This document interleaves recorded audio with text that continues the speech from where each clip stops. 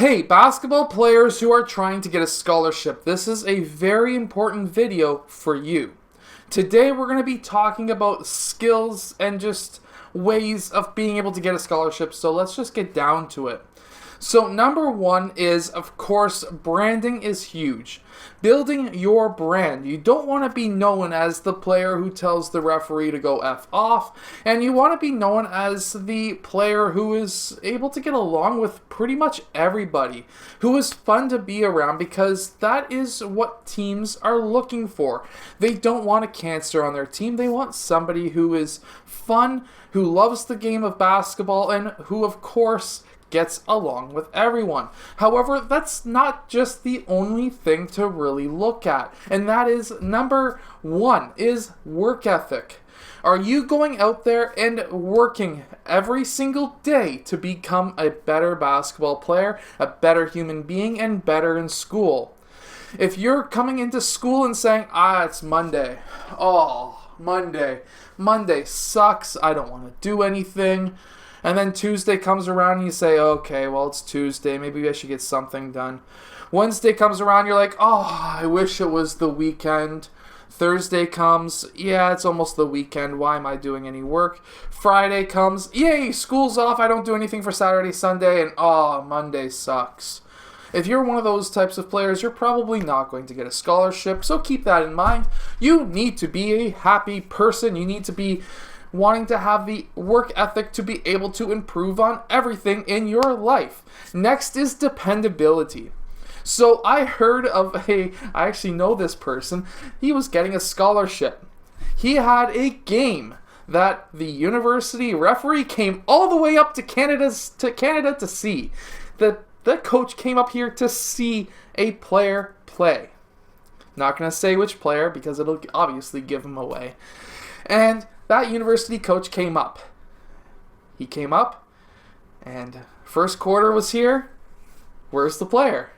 Second quarter is here. There comes the player. It wasn't like if the guy was in a rush either. The player just walked in. Oh yeah, look, we're down by 5. Don't worry about it, coach, I'm here. We'll win this game.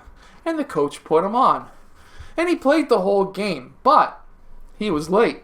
He was late to probably the most important game of his life.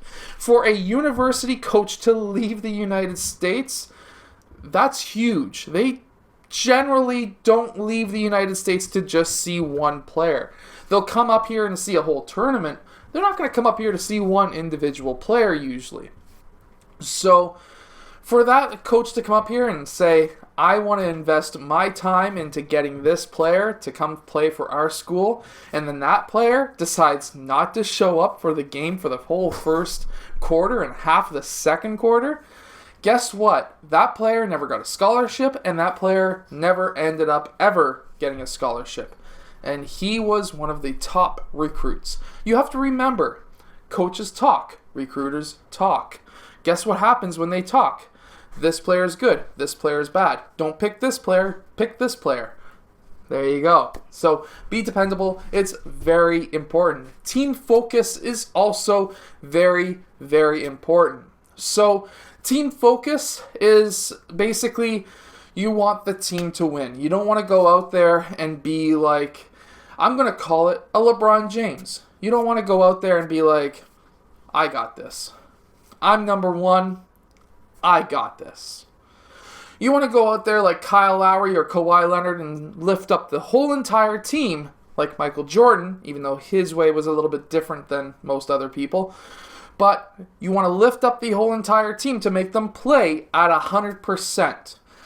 If you have a couple of players who are not doing so well, you need to go up to them and congratulate them or do something to lift their spirits to become up to 100% like the rest of the team again. If a player is having a bad game, I've had them where, I've bricked like 4 or 5 shots in a game.